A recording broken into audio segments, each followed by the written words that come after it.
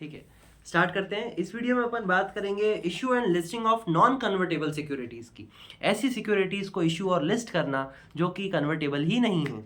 अब देखते हैं क्या बोला हुआ है इस पूरे चैप्टर में और किस हिसाब से क्या बात करी हुई है। सबसे पहले देख लेंगे वीडियो में क्या अपन जानने वाले हैं। इंट्रोडक्शन वाला पार्ट है, आपके भी दिया होगा, वो सिर्फ रीड ओनली में ही रखना, उसको सिर्फ एक बार सिर्फ पढ़ के ख़त्म करना है। ठीक है, छोड़ना नहीं है, छोड़ना इसीलिए नहीं है क्योंकि अपन इंट्रोडक्शन से क्या होता है ना, बेसिकली क्लियरिटी मिल जाती है कि असल बात क्या है। मतलब ना भी पढ़ो तो इंट्रोडक्शन पढ़ के इतना ऐसा समझ में आ जाता है कि हाँ यार ठीक है, ये कुछ कुछ चीज़ें हैं। ठीक है, हालांकि इंट्रोडक्शन सिर्फ रीड ओनली वाला है और वो 2 पेज दिए हुए हैं। ठीक है, फिर एप्लीकेबिलिटी भी देखेंगे। रेगुलेशन 3 इसकी बात करता है। रेगुलेशन 3 में general conditions and eligibility criteria दिया हुआ है। ठीक है, वो चैप्टर 2 के रेगुलेशंस है, मतलब इसी के चैप्टर 2 के वो पार्ट है। ठीक है, देखेंगे जब applicability of this chapter. Regulation 4 है। फिर एलिजिबल इशूअर कौन है, कौन कौन इशू कर सकते हैं, तो रेगुलेशन 5 में उसकी बात करी हुई है। ठीक है, फिर brief provision for regulation 6 to 14 plus 16 and 17। ठीक है, कुछ शॉर्ट में कुछ प्रोविजंस और रेगुलेशंस दिए हुए हैं, तो वो देख लेंगे क्या बोला हुआ है। ठीक है, एलिजिबल इश्यूज वाला एक इंपॉर्टेंट आंसर है अब तक, और उसके बाद एक अभी आंसर आ रहा है, right to recall or redeem prior to maturity. ठीक है, पहले ही आप उसको रिडीम और मैच्योर कर सकते हो उसको। रेगुलेशन 15 में इसकी बात करिए, ये मोस्ट इंपॉर्टेंट आंसर है पूरे चैप्टर का, तो इसे एक बार बहुत अच्छे से पढ़ना है अपन ने। फिर है रेगुलेशन 18 ट्रस्ट डीड, तो ये भी आप स्टार मार्क, ठीक है, इसको एक बार सिर्फ पढ़ लेंगे अपन।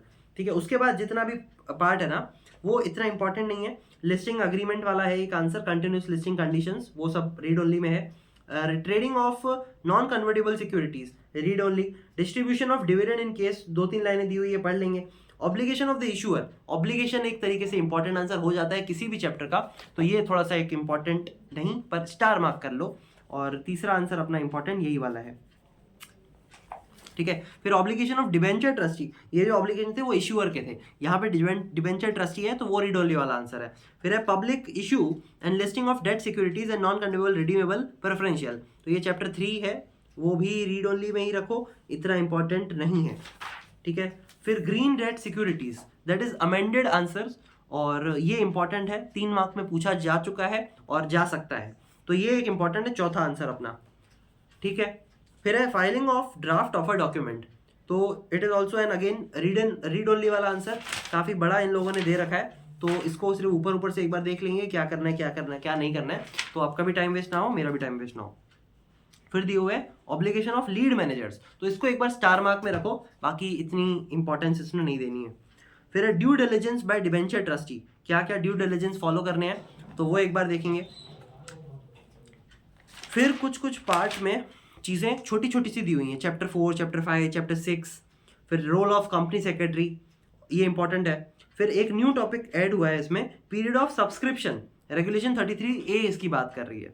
ठीक है, तो एक बार देख लेंगे फटाफट से, और आपको पर्टिकुलरली चीज़ें देखनी है तो आप थोड़ा सा स्किप करके भी वीडियो को आगे बढ़ा के देख सकते हो। और स्टार्ट करते हैं issue and listing of non convertible securities introduction के साथ। ठीक है, अ वाइब्रेंट कैपिटल मार्केट, मैं देखो कहीं कहीं ऐसा लगेगा मेरे को सिर्फ पढ़ता जाऊंगा, और कहीं ऐसा लगेगा कि हाँ ये समझाने जैसा है तो वो समझाएंगे, नहीं तो पढ़ते जाऊंगा, आप भी एक बार पढ़ोगे समझ में ऑलरेडी आ ही जाएगा, इतनी कुछ इन लोगों की हार्ड इंग्लिश रहती नहीं है। कहीं पे अगर लगता है तो मैं आपको पूछ लूँगा, अगर मेरे को कुछ लगेगा, आपको लगेगा तो फिर सुन लेना। ठीक है, introduction. A vibrant capital market both equity and bond has to play an increasingly pivotal role, pivotal का मतलब इंपॉर्टेंट होता है, मेरे को भी पहले पता नहीं था तो गूगल कर लिया था। ठीक है, पाइवटल रोल प्ले करता है to facilitate fund mobilisation for sustaining India's project economic growth momentum. A debenture being, ठीक है, नॉन कन्वर्टेबल सिक्योरिटी में जो मेन वो है वो डिबेंचर है।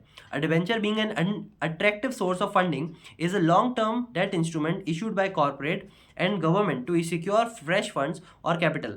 Company issues non-convertible debentures to attract lenders and investors. These come with higher interest rates, keeping in view the larger complementary role that corporate bonds have to play alongside bank credit for financing economic activities and promoting ease of doing business in India. Several policy measures have been taken by the government and regulations to develop a vibrant corporate bonds in market. फिर SEBI का ICDR, issue and listing of debt security regulation है जो कि amend हुआ, non convertible debenture और ये सारे कुछ कुछ अमेंडमेंट्स और वो सारी चीज़ें दी हुई हैं, वो इतनी इंपॉर्टेंट नहीं है। आगे बढ़ते हैं। In May 2021 SEBI decided to solicit public comments on the review and manager of the ILDS regulation and NCRPS, ये अभी ये है non convertible redeemable preferential regulation 2013 और issue and listing of debt securities ILDS, ठीक है, ये regulation into a single regulation, इसको convert कर दिया और सिंगल रेगुलेशन बना दी, SEBI issue and listing of non convertible security regulation 2021, ठीक है, NCS रेगुलेशन इसको बोला जाता है, ठीक है। इसके बाद कुछ कुछ चीज़ें दी हुई हैं, वो स्किप करके आगे बढ़ते हैं। देखो क्या बोला हुआ है, the SEBI has felt that there existed a need to merge and religion the ILDS and NCRPS regulation to ensure that ease of reference and language and also remove redundancies का मतलब कोई भी अगर कुछ दुविधा आती है तो उसको सॉल्व करने के लिए, उसको रिमूव करने के लिए और एक अच्छी उसको ईज करने के लिए, ठीक है, ease of reference and language and also remove redundancies which would entail following objectives, ठीक है, क्या करने के लिए, to simplify and align the regulation, पूरा डिटेल में नहीं पढ़ूंगा मैं, सिर्फ इतना ही शॉर्ट में बता देता हूँ, to simplify and to align the regulation, to identify policy changes in line with the present market practices, to separate the chapters on the basis of type of issuance of public private placements और वगैरह वगैरह चीज़ें, to align the regulation with the amendment of the companies, to merge all the existing circulars into single operational circular, ठीक है। इससे ज़्यादा इसके ऊपर अपन टाइम वेस्ट नहीं करेंगे, सीधा आगे बढ़ते हैं। एप्लीकेबिलिटी क्या है, रेगुलेशन 3 इसकी बात करता है, unless otherwise provided SEBI ILNCS regulation 2021 regulation shall apply to किन को, देखो सेबी ICDS रेगुलेशंस ये अप्लाई हो रही है 2021 की, किस पे, issuance and listing of debt securities and non convertible redeemable preference share by an issuer by way of public issuance, ठीक है, debt security and NCRPS non convertible redeemable preference shares, ठीक है, तो उसके ऊपर ये अप्लाई होती है। दूसरा, commercial papers issued by an issuer in compliance with the guidelines with the RBI की प्रोविजंस के साथ। तीसरा, issuance of listing of non convertible securities by issuer used on private placement basis, ठीक है, which are propose to be listed, ठीक है, वही चीज़ें NCRPS, ठीक है, हाँ, NCS non convertible security by an issuer issued on private placement basis, तो ये 3 पे ये NCS रेगुलेशन अप्लाई होती है। इतना ही इस पे शॉर्ट में दिया हुआ है तो शॉर्ट में ही पढ़ेंगे। आगे देखते हैं, regulation 4 general conditions and eligibility criteria है, चैप्टर 2 में इसकी बात करी हुई है, तो देखते हैं applicability of the chapter. Regulation 3 में इसकी बात करिए, this chapter shall apply to the issuance and listing of debt securities और non convertible redeemable preference share by an issuer by way of public issuance, ठीक है, 2 तरीके से होती हैं, और non convertible securities by issue on private placement basis, ठीक है, debt security and non convertible redeemable preference shares by an issuer by way of public issue, ठीक है, वो पब्लिक इशू हो गया। और दूसरा है non convertible securities bye an issue on private placement basis, इसमें सिर्फ नॉन कन्वर्टेबल सिक्योरिटी है, उसमें क्या थे, दोनों थे, उसमें थे वो थे डेट सिक्योरिटीज और non convertible redeemable preference share, और ये तीसरा आया नॉन कन्वर्टेबल सिक्योरिटीज, ठीक है। Unless otherwise provided in the regulation, an issuer making an offer of non convertible security shall satisfy the condition of this regulation as an date of filing of the draft offer document with the board or stock exchange, date of filing the offer document with the board or stock exchange as the case may be, and date of filing the offer document with the registrar of company, ठीक है, सारी चीज़ें आपको registrar of company, board or stock exchange के साथ disclose करनी है और सारी चीज़ें कंडीशंस उनके हिसाब से ही फॉलो करनी है, तभी आप वो चीज़ कर सकते हो। रेगुलेशन 5 देखो क्या बोल रहा है, पहला इंपॉर्टेंट अपना आंसर आ गया, एलिजिबल इशूअर के बारे में। एलिजिबल इशूअर कौन है? Eligible issuer, the issuer shall not make an issue of non-convertible securities if as on the date of filing of the draft offer document or offer document, ठीक है, यहाँ पे ना नेगेटिव लिस्ट बोली हुई है कि can not make an issue of non convertible security कौन नहीं कर सकता, ठीक है, the issuer shall not make an issue of non convertible securities if as on the date of filing of draft of a document or offer document the issuer any of its promoter group or director are debarred from the accessing the security market, या उनकी कोई company है जिसमें वो director या promoter है उसको debarred कर दिया होगा वो, या कोई प्रमोटर विलफुल डिफॉल्टर है, या फिर कोई कंपनी में जो प्रमोटर दूसरी कंपनी में भी प्रमोटर है अनदर कंपनी में वो विलफुल डिफॉल्टर है। तो और पांचवा, in any case fugitive economic offender भगोड़ा नहीं होना चाहिए प्रमोटर। और छठा, एनी फाइन और पेनल्टीज उसके नाम पे नहीं होनी चाहिए या पेंडिंग नहीं होनी चाहिए सेबी की या स्टॉक एक्सचेंज की at the time by the issuer at the time of filing the offer document। ठीक है, अगर ये सब होता है तो फिर नहीं हो आप eligible to issue the non convertible securities. ठीक है, issuer shall not make an public issue of non-convertible security if, as on the date of filing the draft of the document or offer document, the issuer is in the default of payment of interest or the repayment of the principal amount in respect of the non-convertible security in any for a period of more than 6 months। ठीक है, आपको 6 महीने के लिए restrict भी कर दिया। अगर किसी का आपका पेमेंट बाकी है या आप उसमें कुछ डिफॉल्ट कर देते हो इंटरेस्ट का पेमेंट देने में या फिर प्रिंसिपल अमाउंट को देने में in respect of non convertible securities if any for a period of more than 6 months,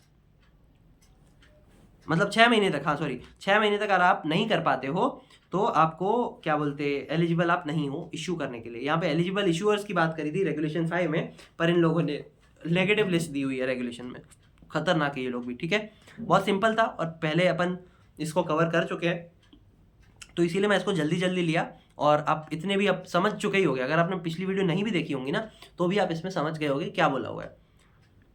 ठीक है, आगे देखते हैं brief provision from regulation 6 to 13 and plus 16 and 17 क्या बोला हुआ है स्पेसिफिकली रेगुलेशंस के अंदर, वो देखते हैं। इन प्रिंसिपल अप्रूवल आपकी होनी चाहिए, रेगुलेशन 6 इसकी बात कर रहा है। The issuer shall make an application to one or more stock exchange and obtain in principle approval. ठीक है, इससे ज़्यादा इसमें नहीं जाएंगे, ये सब छोटी छोटी रेगुलेशन ही है। इन प्रिंसिपल अप्रूवल वाला अब तक आपको केस पता ही होगा इन प्रिंसिपल अप्रूवल कैसे होती है। दूसरा डिपॉजिटरीज, रेगुलेशन 7 आपको डिपॉजिटरीज के पास से डीमटेरियलाइज, ठीक है, डिपॉजिटरी यानी कि डीमटेरियलाइज फॉर्म में आपकी जो भी नॉन कन्वर्टेबल सिक्योरिटीज रहेंगी in accordance with depository act 1996 होनी चाहिए। तीसरा debenture trustee, regulation 8 the issuer shall appoint a debenture trustee in the case of an issue of debt securities. चौथा regulation 9 the issuer shall appoint a registrar to issue registered with the SEBI and established connectively with the depository. Credit rating आपने लेनी होनी चाहिए। The issuer shall obtain credit rating from at least one credit rating agency which shall be disclosed in the offer document. However, where the credit rating are obtained from more than one credit rating agency for the issue, all the ratings including the unaccepted rating shall be disclosed in the offer document। सारी ratings आपने disclose करनी होगी offer document के अंदर, जिसमें आप बताओगे कि हाँ भैया हमारी जो ये हम issue करना चाह रहे हैं उसके लिए इतनी rating हमको मिली है।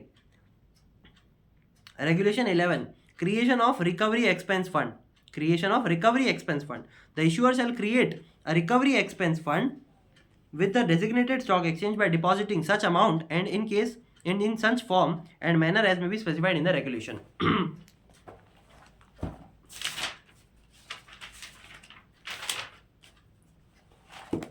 आगे देखते हैं रेगुलेशन 12 इलेक्ट्रॉनिक इशुएंस क्या बोल रहा है। An issuer proposing to issue non convertible securities through the one line, ठीक है, ऑनलाइन सिस्टम, इन लोगों ने डैश कर रखा है तो वो थोड़ा सा कंफ्यूजन हो गया। इलेक्ट्रॉनिक इशुएंस भी आप कर सकते हैं, रेगुलेशन 12 इसकी बात कर रहा है। An issuer proposing to issue non convertible security through the online system of the stock exchange and depository shall comply with the relevant applicable requirement as may be specified in this regulation. ठीक है, देखो short form में दिया हुआ है तो short form में अपन पढ़ रहे हैं, इतने ज़्यादा पढ़ेंगे नहीं, मतलब दिया ही जितना उतना ही पढ़ोगे। रेगुलेशन 13 रेगुलेटरी फी की बात कर रहे हैं। In this case in the case of the public issue of debt security or non-convertible redeemable preference shares, the issuer shall while filing a draft of a document with the stock exchange forward a soft copy for the draft of a document to the SEBI of its record along with the regulatory fee। regulatory fee आपने भरनी पड़ेगी और उसके साथ आप documents दे सकते हो। Offer document के साथ आप रेगुलेटरी फी के लिए भी आप वो हो जाओगे, आपको रेगुलेटरी फी देनी पड़ेगी। आगे देखते हैं डिबेंचर रिडेम्पशन रिजर्व। हाय हाँ, डिबेंचर रिडेम्पशन रिजर्व और कैपिटल रिडेम्पशन रिजर्व 16 में उसकी बात हो रही है, रेगुलेशन 16 में the issuer shall create a debenture redemption reserve और capital redemption reserve in accordance with the relevant provision of the company act 2013।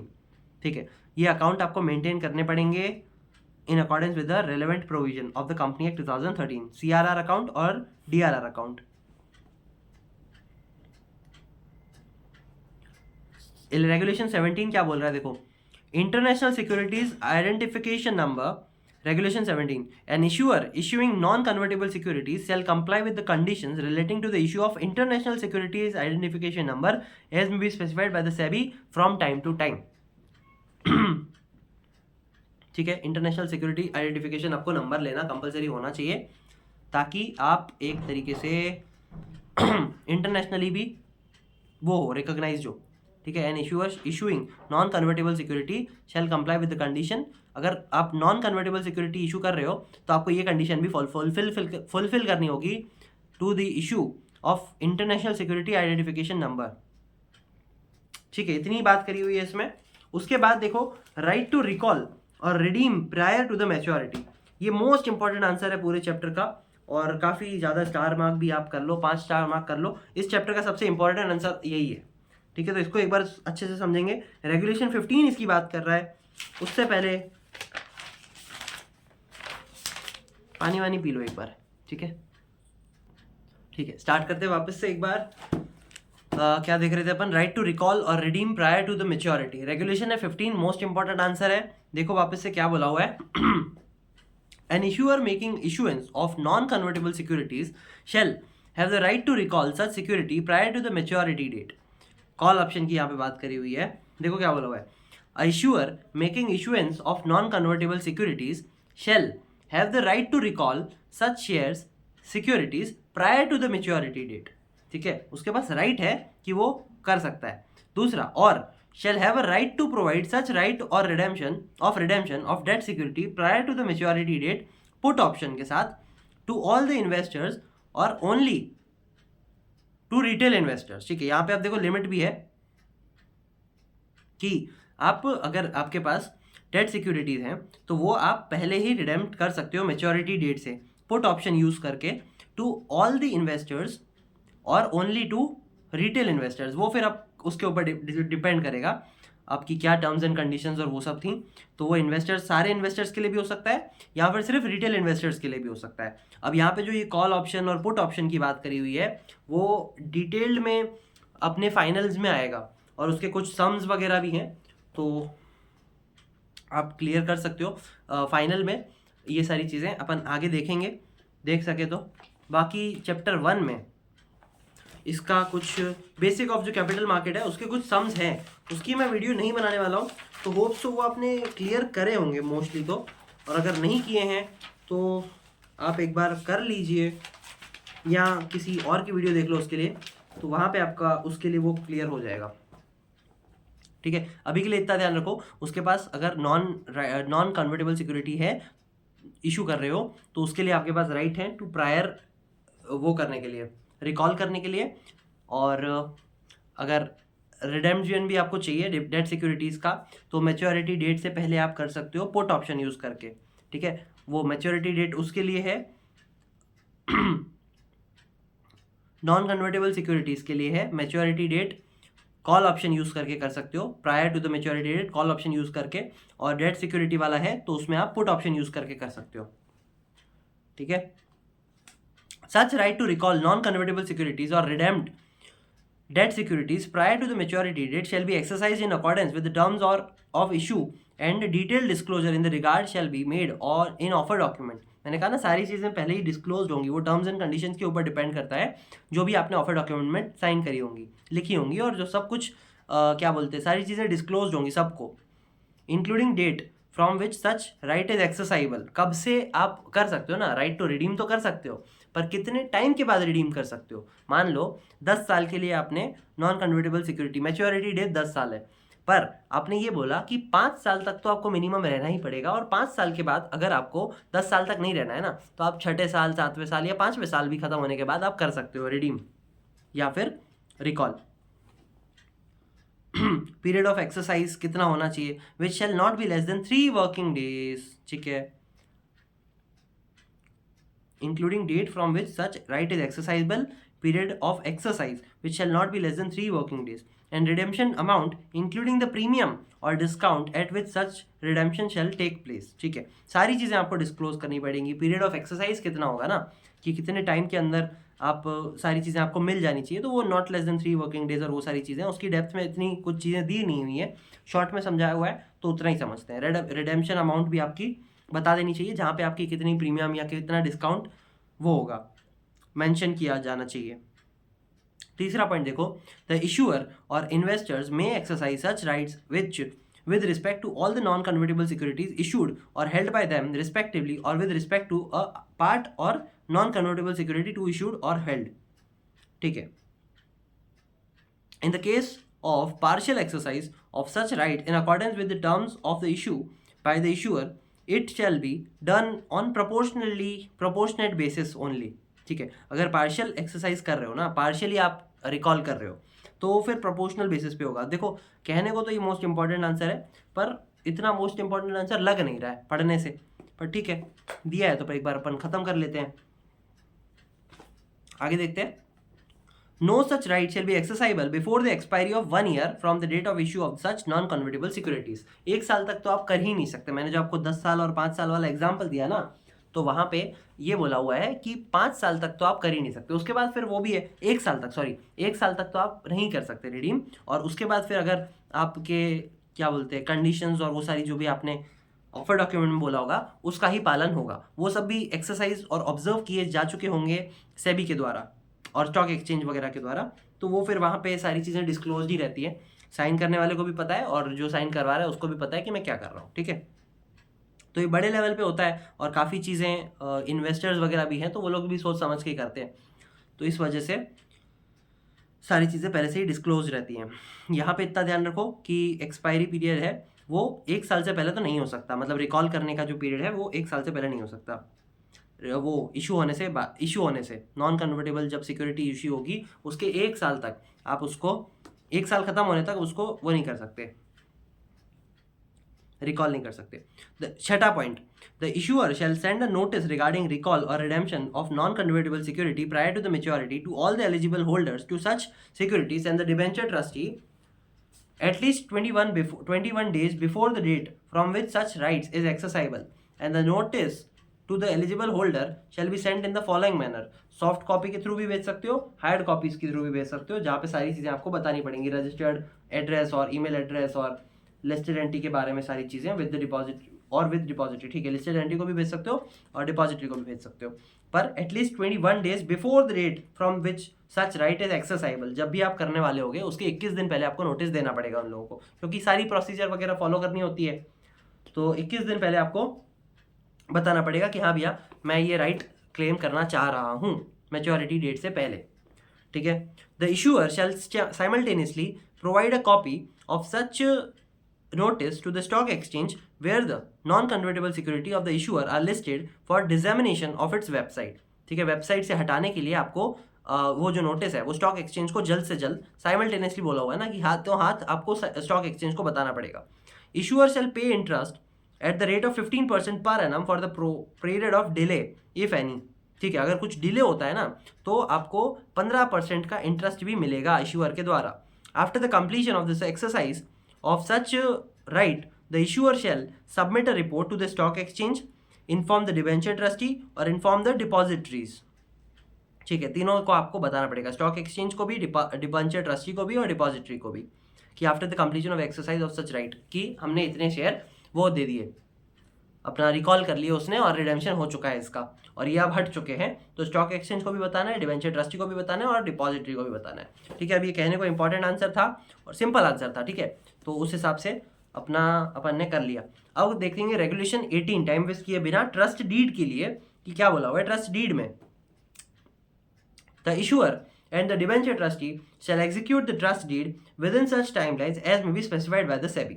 Wherein a issuer fails to execute the trust deed within the specified period, the issuer shall also pay interest at least 2% per annum or such other rate as may be specified by the SEBI to the holder of debt securities over and above the agreed coupon rate till the execution of the trust deed. ठीक है, आपको trust deed बनानी पड़ेगी और अगर आप ये नहीं बना पाते हो तो आपको इंटरेस्ट पे करना पड़ेगा 2% पर एनम का।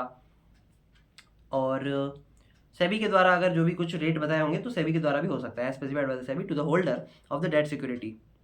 अच्छा, सेबी को बताने पड़े, डेट सिक्योरिटी वाले जो होल्डर होंगे ना उसको देने हैं ये जो 2% है ना, वो आपको 2% उसको देना है। ठीक है, till the execution of the trust deed, जब तक आप कर नहीं लेते हो तब तक। ठीक है, every debenture trustee shall amongst other matters accept the trust deed which shall contains the matter as provided under section 71 of the Company Act 2013 and form number schedule 12 का है of the Companies Rule 2014। ठीक है, इतना कुछ ये खास नहीं है, पढ़ते जा रहा हूँ, आप सुनते जाओ। Such trust deed shall consist of 2 parts। Part A में होगी containing statutory standard information pertaining to the debt issue और पार्ट बी में होगी containing details specific to the particular debt issue, specific to the particular debt issue के बारे में, और दूसरे पहले वाले में होगी standard information pertaining to the debt issue, standard information, और नीचे वाले में specific to the particular debt issue. The trust deed shall not contain any clause which has the effect of limiting or extinguishing the obligation and liabilities of the debenture trustee or the issuer in relation to any rights or interest of the holder। ठीक है, आप debenture trustee हाथ नहीं खड़े से कर सकता, ये वाले राइट उनको नहीं मिलेंगे। ठीक है, डिबेंचर ट्रस्टी में आप ट्रस्ट डीड में आप ये नहीं लिख सकते कि डिबेंचर ट्रस्टी की कोई लायबिलिटी नहीं है या कोई क्या बोलते, अगर कुछ हो जाता है तो फिर उसका कोई लेना देना नहीं है, ऐसा नहीं कर सकता वो।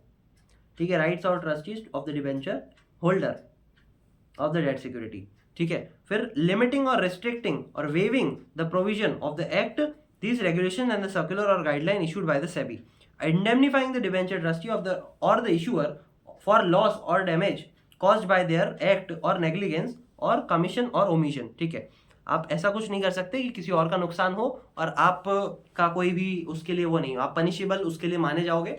और वही बात बोली हुई है कि आप अपने आप को फ्री नहीं कर सकते इस चीज़ों से।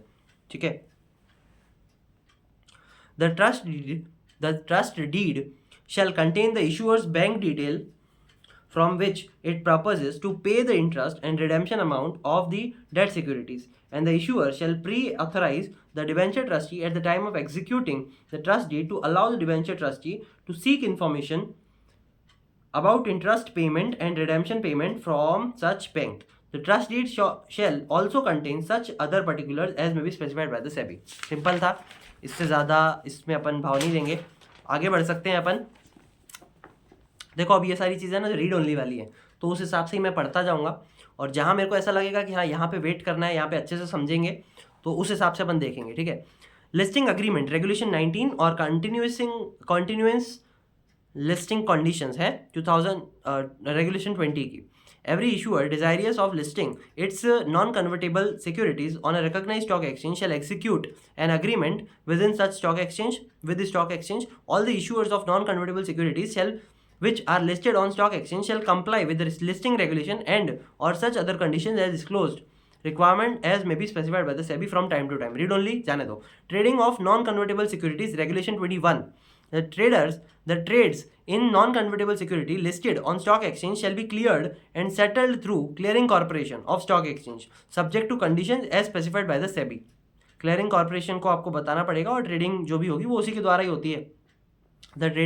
The trades in non-convertible securities listed on stock exchange shall be cleared and settled through clearing corporation of stock exchange subject to conditions as specified by the SEBI। In case of the trades of non-convertible security which have been traded over the counter भी कुछ trading होती हैं, उसकी depth में भी अपन अभी नहीं जाएंगे। such trades shall be reported on any one of the reporting platform of a recognized stock exchange having a nationwide trading terminal or such other platform as may be specified by the SEBI। The SEBI may specify conditions for reporting of trades on the recognized stock exchange or such other platform as referred in this regulation। ठीक है, over the counter अगर आपने करी है तो वो भी आपको डिस्क्लोज करनी है, और किस प्लेटफॉर्म के द्वारा हो रही हैं, स्टॉक एक्सचेंज को भी बतानी है, और सब चीज़ें डिस्क्लोज होंगी और सारी चीज़ें पब्लिक में होनी चाहिए। Distribution of dividend in case of default in payment of interest और redemption of debt securities. Regulation 22 है इसकी बात कर रहा, where the issuer has defaulted the payment or interest or redemption of debt securities or in creation of securities in accordance with the terms of the offer document, may any distribution of dividend shall require approval of the debenture trustee. अगर कोई भी default होता है तो वहाँ पे आपको क्या बोलते हैं, सारी चीज़ें बतानी पड़ेंगी डिबेंचर ट्रस्टी को, और डिविडेंड वगैरह देना पड़ेगा उसके लिए, और जो भी अगर डिफ़ॉल्ट किया है पेमेंट वगैरह में, इंटरेस्ट वगैरह नहीं दिया है, तो वो भी अलॉन्ग विद देना पड़ेगा साथ साथ। ऑब्लिगेशन ऑफ द इशूअर क्या है, अब ये एक इंपॉर्टेंट हो जाता है इसके लिए, मतलब पूरा चैप्टर में से कुछ चीज़ें तो अपन इंपॉर्टेंट ढूंढ के निकालते ही हैं, तो इस चैप्टर में से 2-3 अपन आंसर अगर देखें तो ये तीसरा आंसर इंपॉर्टेंट है, स्टार मार्क इसको कर लेना। रेगुलेशन 23 है, obligation of the issuer. The issuer shall treat all the applicants shall treat all the applicants to an issue of non-convertible security in a fair and equitable manner as procedure as specified by the SEBI. ठीक है। The issuer shall not employ any device, scheme or artifying to defraud in connection with the issue or subscription or distribution of non-convertible security which are listed or proposed to be listed on the recognized stock exchange. The issuer shall apply for scores authentication in the format specified by the SEBI and shall issue the same for all issuance of non-convertible security. ठीक है, scores की भी authentication आपको लेनी पड़ेगी, कुछ भी अगर कुछ भी लोचा लपटा होता है तो फिर वो स्कोर्स में कंप्लेंट वगैरह कर सकते हैं। इन the case of public issue, the issuer shall provide all the required information documents to the lead managers for conducting the due diligence in the form of manner as may be specified by the SEBI. The issuer shall ensure that the secured debt security are secured by 100% security cover or highly security cover as per the terms of the offer document and or debenture trust deed debenture trust deed के हिसाब से होना चाहिए। Sufficient to discharge the principal amount, और मतलब सारी चीज़ें secured होनी चाहिए, मतलब जितना भी पैसा है ना वो 100% सिक्योर्ड रहना चाहिए। ठीक है, sufficient to the discharge of the principal amount and interest thereon, और ऐसा भी आपको डिस्क्लोज करना है कि हाँ भैया हमारे पास इतना पीछे पैसा है कि आपके प्रिंसिपल अमाउंट को भी अगर कुछ लोचा होता है तो हम वापस कर देंगे, और इंटरेस्ट भी आपका कहीं नहीं जाएगा, इंटरेस्ट की भी अमाउंट हम आपको दे देंगे। And the interest thereon at the all time the issued debenture debt security. ठीक है, इतना ही है इंपॉर्टेंट, मैंने बोला आपको लग गया होगा कि हाँ कितना ही इंपॉर्टेंट है। ठीक है, आगे बढ़ते हैं, थोड़ा सा ही और बचा है, लगभग 2-4 पेज और बचे हैं, ये वाले तो सारे रीड ओनली वाले ही हैं, तो उस हिसाब से भगाएंगे इसको। ठीक है, ऑब्लिगेशन ऑफ डिबेंचर ट्रस्टी क्या है, रेगुलेशन 23 में बोला हुआ है, रिक्वाइसाइड पावर है उसके पास, और for protecting the interest of the holders of debt securities. ठीक है, उसको सारी चीज़ें पूरी करनी है, नॉमिनी डायरेक्टर और ये सारी चीज़ें हैं, consultation with holder of such debt securities and in accordance with the applicable law. Debenture trustee shall supervise the implementation of the condition regarding the creation of the security, फिर monitor the security cover in the relation to the debt security. ठीक है, simple, आगे बढ़ सकते हैं। Public issue and listing of debt securities and non convertible redeemable preference shares, chapter 3 में इसकी बात रही है। ठीक है, अब तक अपन जो देख रहे थे चैप्टर 2 था, और उसके पहले जो था पॉइंट चैप्टर 1 था, उसके जो 2 वाले के पहले देखा था, और ये है अब चैप्टर 3 जिसमें क्या बोला हुआ है, public issue and listing of debt securities and non convertible redeemable preference share. Conditions क्या है, ये भी रीड ओनली वाला आंसर है, तो मैं सिर्फ एक बार पढ़ूंगा और इसको फटाफट से जाने देंगे। कंडीशंस क्या है, conditions for public issue, the issuer shall appoint 1 or more merchant banker registered with the SEBI as a lead manager to issue where the issue is managed by the more than one lead manager. The rights, obligation or responsibility relating to disclosure, allotment, refund and underwriting obligation, if any, of each lead manager shall be predetermined and disclosed in the draft offer document and the offer document. सारी चीज़ें disclose करनी पड़ेंगी आपको offer document में, draft offer document में। अगर एक या एक से ज़्यादा लीड मैनेजर हैं तो कौन अलॉटमेंट कर रहा है, कौन रिफर्ड कर रहा है, सारी चीज़ें प्री डिटरमाइंड होंगी, और सारे रोल्स वगैरह डिसाइडेड पहले ही वो होंगे, डिस्क्लोज होंगे।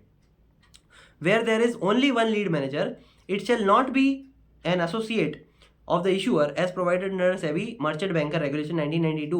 However, in case the lead manager is an associate of the issuer, it shall disclose itself as an associate of the issuer, and it shall be limited to marketing of the issue. ठीक है, एक या एक से ज़्यादा वाले case में ऊपर वाली चीज़ देखी, जहाँ पे आपको ऑफर डॉक्यूमेंट में ही डिस्क्लोज करनी पड़ेंगी सारी चीज़ें, अलॉटमेंट की और रिफंड की, अंडरराइटिंग ऑब्लिगेशंस वगैरह, क्या ऑब्लिगेशंस और क्या रिस्पॉन्सिबिलिटी है, क्या राइट्स किसके पास है, वो सारी चीज़ें देनी है। और अगर सिर्फ एक ही लीड मैनेजर है तो वहाँ पे it shall not be an associate of the issuer, वो एसोसिएट नहीं हो सकता इशूअर का, as provided under SEBI merchant regulation अपन ने पढ़ ली। However in case the lead manager is an associate of the issuer, it shall disclose itself as an associate to the issuer and its role shall be limited to marketing।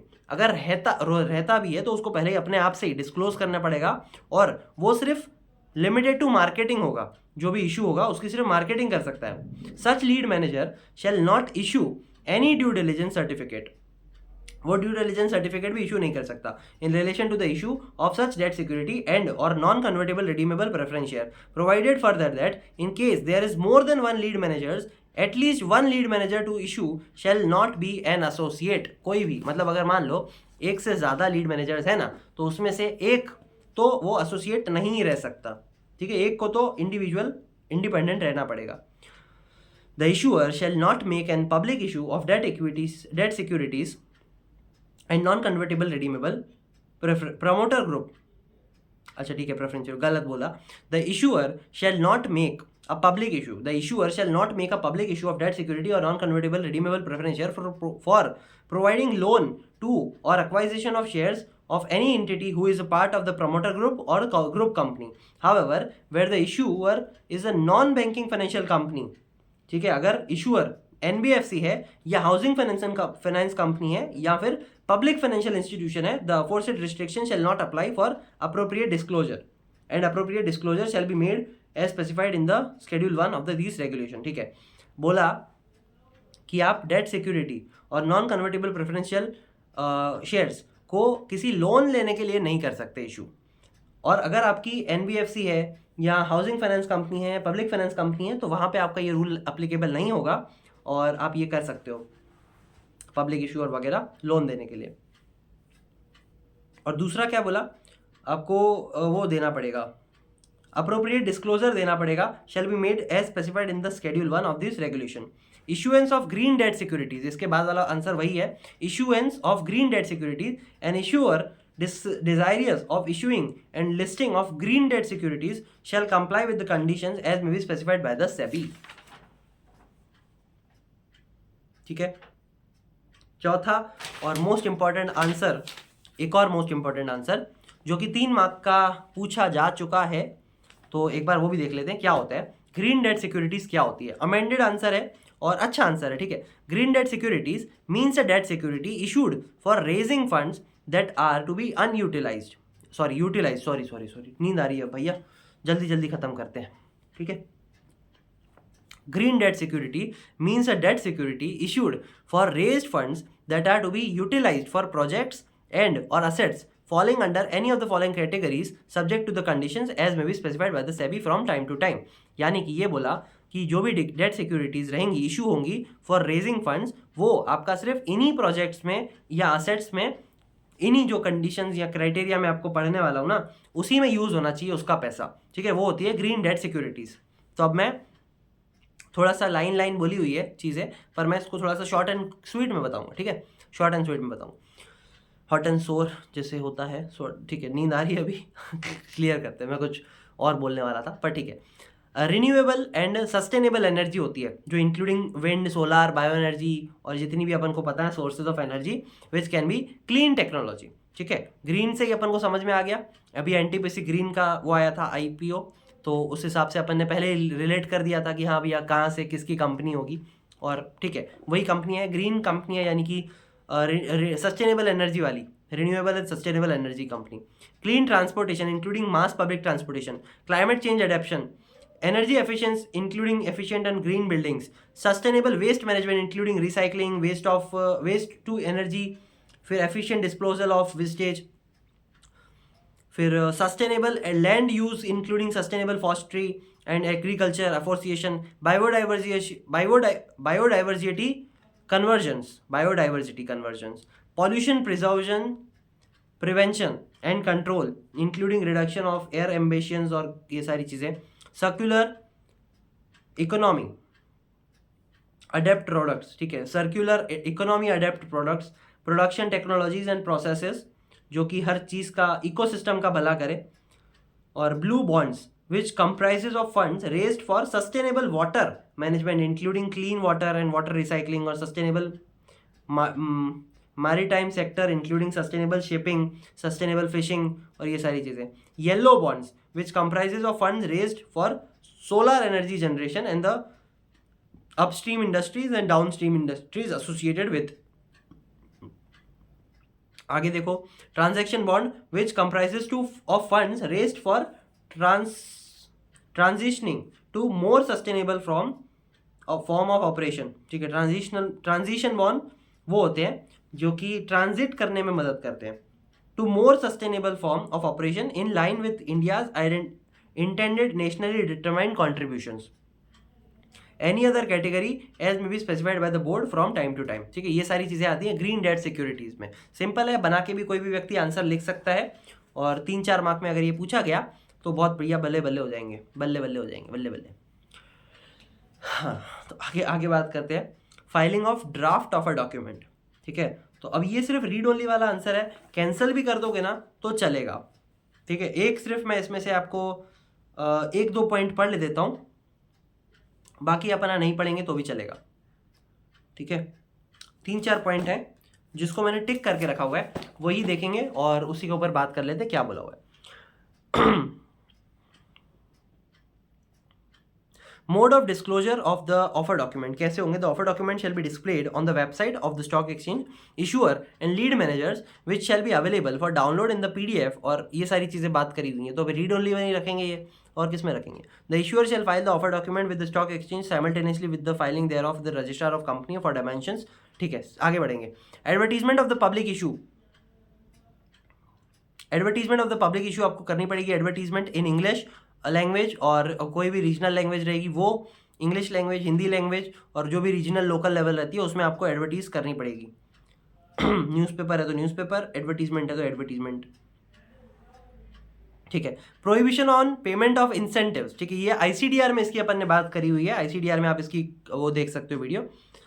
Prohibition on payment of incentives, any person connected with the issue shall not offer any incentive, whether direct or indirect, in any manner, whether in cash or kind or service or otherwise, to any person for making an application in the issue, except for fees or commission for services rendered in relation to the issue, ठीक है. आप मतलब payment of incentive ऐसे नहीं कर सकते कि directly ऐसे ही दे दिया, या in cash or in kind or services or otherwise to any person for making an application in the issue, except अगर आपने फीस वगैरह पे करनी है तो आप क्या बोलते ले सकते हो, उसके सामने आप कुछ इंसेंटिव्स नहीं मांग सकते. ICDR में इसको अपन ने डिटेल में समझा हुआ है, तो वहाँ पे आप जाके इसको पढ़ सकते हो. यहाँ पे अभी अपन इसको देखते हैं, टाइम वेस्ट नहीं करेंगे आगे. Abridged prospectus and application form क्या होता है. एब्रिज्ड प्रोस्पेक्टस एक तरीके से ना समरी प्रोस्पेक्टस होता है, ठीक है. जैसे रेड हेरिंग प्रोस्पेक्टस होता है जिसमें अपन ने इनकम्प्लीट चीज़ें बताई होती हैं, और वैसे ही होता है abridged prospectus and application form जिसमें अपन ने समरी फॉर्म में बताई होती है.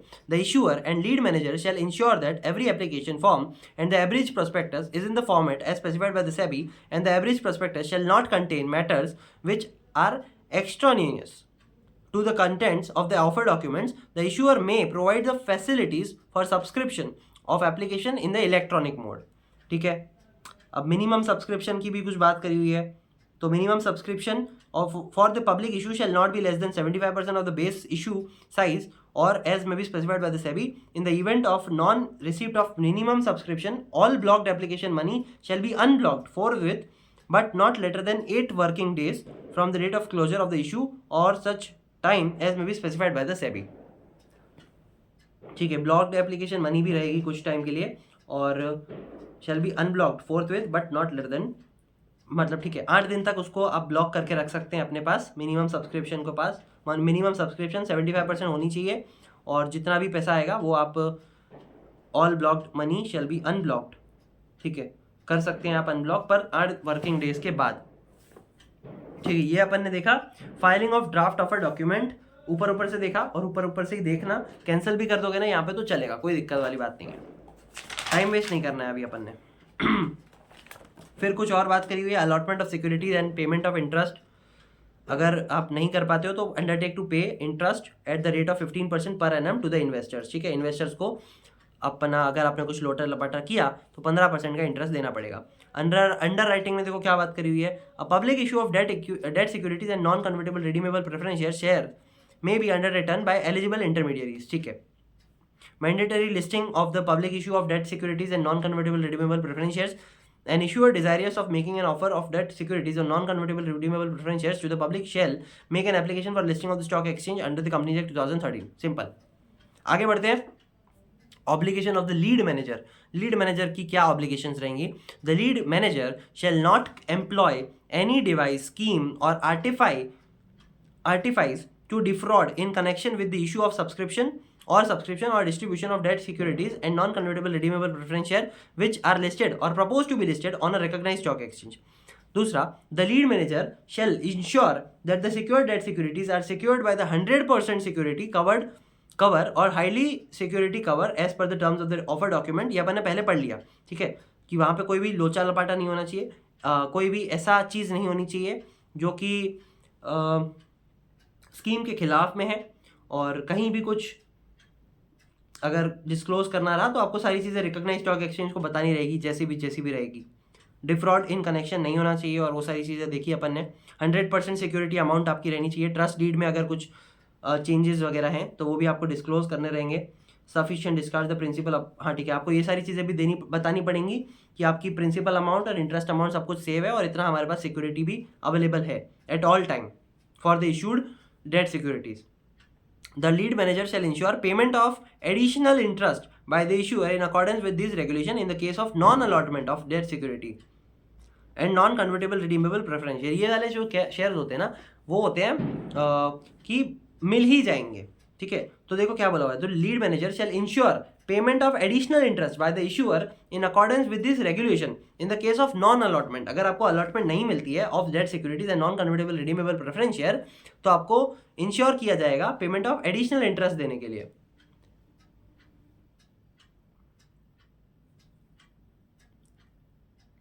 ठीक है, आगे देखते हैं due diligence by debenture trustee. Debenture trustee की क्या ड्यू डिलिजेंस की बात करी हुई है यहाँ पे।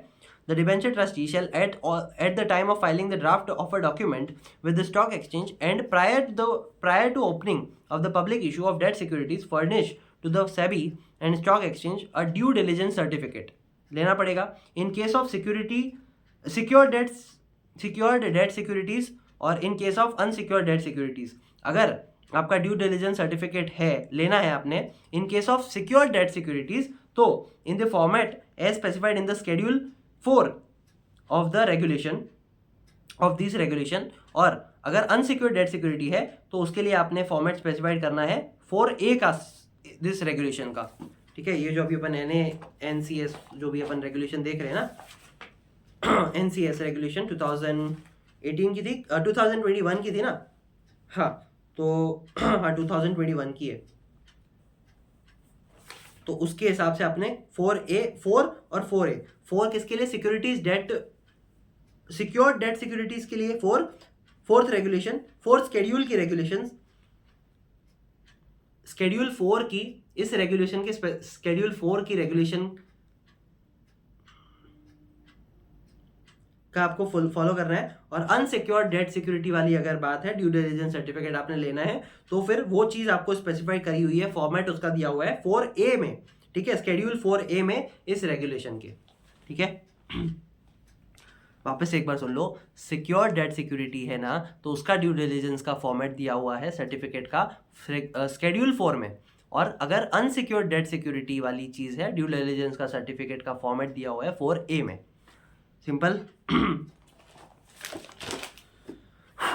चलो अभी बस एक पेज सिंपल लास्ट बचा हुआ है, उसको भी एक बार फटाफट खत्म कर देते हैं, और अपन ने 1 घंटे में पूरी रेगुलेशन कवर कर ली, ठीक है। Listing of private placement of debt securities and non convertible redeemable preference shares, chapter 4 बात कर रहा है इसकी, ठीक है। Listing of private placement of debt security and non convertible redeemable preference share. Listing application कैसे होगी? Where the issuer has disclose the intention to seek listing of debt securities and non-convertible redeemable preference share issued on private placement basis, the issuer shall forward the listing application along with the disclosure as per the regulation to the stock exchange within such days as may be specified by the SEBI from the date of disclosure of the issue. Allotment of securities कैसे होगी? The issuer shall ensure allotment of debt security and non-convertible redeemable preference share issued on private placement basis and credit to the dematerialized account to the investors is made within such time as may be specified by the SEBI। ठीक है, कुछ बोला ही नहीं इन लोगों ने, बोल दिया कि SEBI जैसा बोलेगा वैसा करना है। आगे बोला issuance and listing of perpetual debt instruments, perpetual non-cumulative preference shares and similar instrument, chapter 5 में इसकी बात करी हुई है। General conditions, an issuer may issue perpetual debt instruments, perpetual non-cumulative preference shares and instruments of similar nature in compliance with the guidelines issued by the RBI and or any other relevant law applicable to them। ठीक है, general condition में भी कुछ देखो इतना detail में दिया ही नहीं है, जो दिया है वो मैं आपको पढ़ रहा हूँ, वही आपने सुनना है। ठीक है, और उस हिसाब से अपन कि इतना देखो ये वाली चीज़ें इंपॉर्टेंट नहीं है, जो इंपॉर्टेंट होगा वो मैंने आपको बता दिया, वो अपन ने देख भी लिया, अच्छे से देखा। ठीक है, issuers permitted by the RBI to issued perpetual debt instrument, perpetual non cumulative preference shares and instruments of similar nature forming part of non equity regulators capital may list such instrument after complying with the conditions stipulated under this regulation। listing of commercial paper, chapter 6 इसकी बात कर रहा है। issuer desirous of listing of commercial paper shall comply with the conditions as may be specified by the SEBI from time to time। the designated stock exchange shall collect a regulatory fee as specified in the regulation from an issuer of non-commercial paper at the time of their listing। the issuer shall apply the scores authentication in the format specified by the board and shall use the same for issuance of the listing of commercial paper। Simple. Role of company secretary क्या रहेगा अब यहाँ पे, ये एक बार थोड़ा सा समझ लेना। Company secretary is a vital link between the company and its board of directors, shareholders and government and regulatory authorities and all the stakeholders। ठीक है, ये वाला आंसर ना आप कहीं भी चिपका सकते हो, ये वाली जो लाइन है वो कहीं भी लिखो, ये वाली आंसर लिखना ही, ये वाली लाइन लिखना ही कंपनी सेक्रेटरी के आंसर के related. A company secretary is a vital link between the company and its board of director, shareholder, government and regulatory authority and all the shareholders, stakeholders. A company secretary can play an important role in fulfilling the role of governance professionals for companies with listed debt securities। ठीक है, the company secretary monitors, manages the information updated and conducted regular assessment to ensure the company remains abreast of the regulatory standards। मतलब अगर कुछ रह गया है तो company secretary बताने का काम करता है। बहुत अच्छा आंसर, छोटा सा आंसर, और ये 3 लाइन आप भैया कहीं भी चिपकाओ, और भी मतलब अपन हर चैप्टर में देखते हैं कुछ पॉइंट, कुछ आंसर रहते हैं यहाँ कंपनी सेक्रेटरी के रिलेटेड, तो ये यहाँ से आप इन तीनों का लाइन लिख के शुरुआत कर सकते हो आंसर की, तो लेंथ भी बढ़ेगी। लेंथ बढ़ने से कोई फ़ायदा नहीं है CS वाले एग्जाम में, प्रोफेशनल जो भी हैं, पर बाकी क्या बोलते, अच्छा है ऐसे लिखोगे तो फिर थोड़ा सा एक प्रभाव ज़्यादा पड़ता है। ठीक है, एक आखिरी पॉइंट और समझ लेते हैं। पीरियड ऑफ सब्सक्रिप्शन कितना होगा, रेगुलेशन 33A में इसकी बात करी है, और ये न्यू टॉपिक ऐड हुआ है पिछली 2-3 एग्जाम से पहले ही हुआ है, 1-2 एग्जाम से पहले ही हुआ है। A public issue of debt security और non convertible redeemable preference share shall be kept open for a minimum of 3 working days and a maximum of 10 working days. ठीक है, normal. In case of revision in the price band और yield, the issuer shall extend the bidding issue period disclose in the offer document for a minimum period of 3 working days, provided that the offer of overall bidding period shall not exceed the maximum number of days as provided in the sub regulation 1। अब देखो यहाँ पे ये बोला कि जो भी public issue रहेगी ना वो 3 से लेके 10 दिन तक होनी चाहिए। अगर कुछ भी आपने प्राइस बैंड में वो करना है, रिवाइज करना है, तो मिनिमम वहाँ पे जो एक्सटेंड होंगे ना दे बिडिंग के, वो 3 दिन से होंगे। पर ये बोला हुआ है कि जो मैक्सिमम नंबर ऑफ डेज है ना वो एक्सीड नहीं होने चाहिए, मतलब 10 दिन से ज़्यादा तो नहीं होना चाहिए। In case of force measures, banking strike or similar circumstances, the issuer may, for reason to the recorded in writing, extend the bidding period disclosed in the offer document, provided that the overall bidding period shall not exceed the maximum number of days as provided in sub regulation 1. यानी कि maximum 10 working days से ज़्यादा तो नहीं हो सकता, ठीक है। अगर ये फोर्स मेजर वगैरह मतलब फ्लड वगैरह आ गई तो उस केसेस में अगर कुछ होता है तो 10 दिन से ज़्यादा वो नहीं हो सकते, मैक्सिमम दिन नहीं हो सकते। और इसी के साथ अपन ने सारी चीज़ें समझ ली और एक एक करके अपन सारी चीज़ें देखते भी जाएंगे। ये अपन ने देखा issue and listing of non convertible securities, जो कि है अपनी सेबी की issue and listing of non convertible redeemable preference shares regulation 2013, जिसको और दो अपन ने देखी रेगुलेशन 2008 और रेगुलेशन 2013 को मिला के एक बनाई जिसका नाम है SEBI issue and listing of non convertible securities regulation 2021, ठीक है। तो ठीक है जी, थैंक यू। और इसी के साथ अपन ने एक और रेगुलेशन खत्म कर ली सिक्योरिटी वाले सब्जेक्ट की। Thank you.